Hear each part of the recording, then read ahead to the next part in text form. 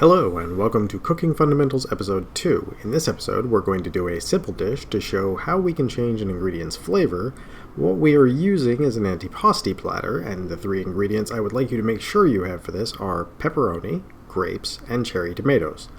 From the pepperoni, we're going to see how tastes intensify and textures change after we render the fat out and get them crisp. From the grapes, we see how some flavors are increased while others are reduced during the heating, resulting in grapes that taste more like grape juice than fresh grapes.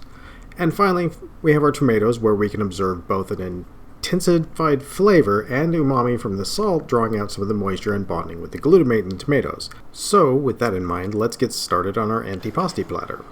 For our platter, we will start with the tomatoes, grapes, and pepperoni. Pepperoni will be the easiest. All we need to do is cut them to about 1/8 of an inch or 3 millimeters and place them on a paper towel lined plate. Microwave that for about 30 seconds, and if they're not crispy, microwave them again for another 15 seconds at a time until they do get crispy. It'll probably be about a minute for most microwaves, but some it'll take as little as 30 seconds. For the grapes and tomatoes, we just drizzle lightly with olive oil and then sprinkle with coarse salt. Then we bake them at 400 degrees until they and the tomatoes begin to wrinkle and blister. This will probably be about 15 minutes or so, but you probably want to watch them after the first 10 minutes. When they're ready, take them out of the oven and let them cool for about 10 minutes before serving. Antipasti is a dish typically made from a combination of cured meats, various cheeses, bread, olives, and raw or roasted fruits and vegetables. These can be as simple or as elaborate as you want, ranging from a few simple meats and cheeses to elaborate layouts to feed an entire family. So outside of the pepperoni, tomatoes, and grapes, I would encourage you to try a few things you haven't tried before, but also make sure you grab some things you know you like, just in case you find out some of the things you picked out to try aren't quite for you. Here are some suggestions for things you might want to try on there. From the meats, you will probably want 2 to 4 different types of luncheon meats, though we did use up one for our pepperoni, so you'll probably only want 1 to 3 extras. Some good examples would be salami, Genoa salami, sopressata, spicy capicola, mortadella, prosciutto, and bresaola. From the firm and hard cheeses, good starters are things like smoked Gouda, halloumi, Havarti, mozzarella, Munster, Oca, queso fresco, Monterey Jack, and provolone. From the soft and sometimes spreadable cheeses, you may want to try Borceau, Brie, Camembert, Ricotta Salata, Feta, or Telume. For our non-meat and cheese items, we can use both green and black olives, stuffed or unstuffed, artichoke hearts, raw or roasted grapes, tomatoes, dates, figs, apricots, and plums are all good. Also dehydrated, you might try nuts or you can kind of go wild here. There's not a lot of rules on this, so you can kind of place what you want to make it yours in this area.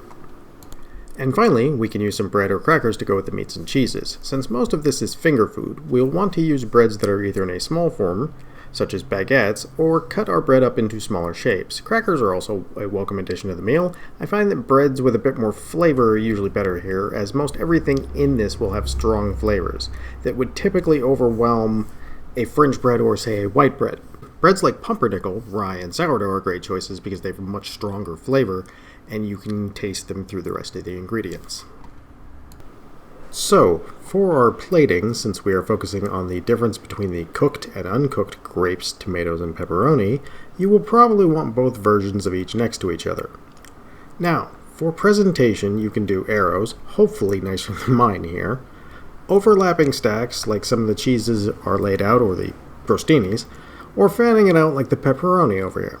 If you're going to be serving any items that are wet or oily, I would recommend using toothpicks, appetizer forks, or cocktail forks to serve them on so your guests don't have to get their hands dirty. It makes the meal more pleasant that way. Also, you'll want to pay attention to how tough or easy it is to bite through any food that you serve so you don't end up handing someone a long strip of cured meat that is difficult to bite through. And with that, we have made an antipasti platter. Remember what I said in episode 1 about names sometimes making things difficult? Well, this is a great example. If you Google this, you would likely get it trying to spell correct you to an antipasto. And it is an antipasto, but it also has its own name. As we learned in episode 2, antipasto is pre-main course dishes or dish in formal Italian meals. So this is an antipasti, a meat and cheese platter, that is also an antipasto, an appetizer. It can get confusing, but this is a great example of how names and naming can get really weird in cooking due to translations and how each culture names their food. I believe that covers everything. Next episode, I will be covering mise en place, cook times, and mirepoix. So, a bit more complicated than the first two here, but not too much. Thank you for watching, and I hope you'll be back for the next episode where we're going to make a nice soup. Have a great day, and enjoy your meal.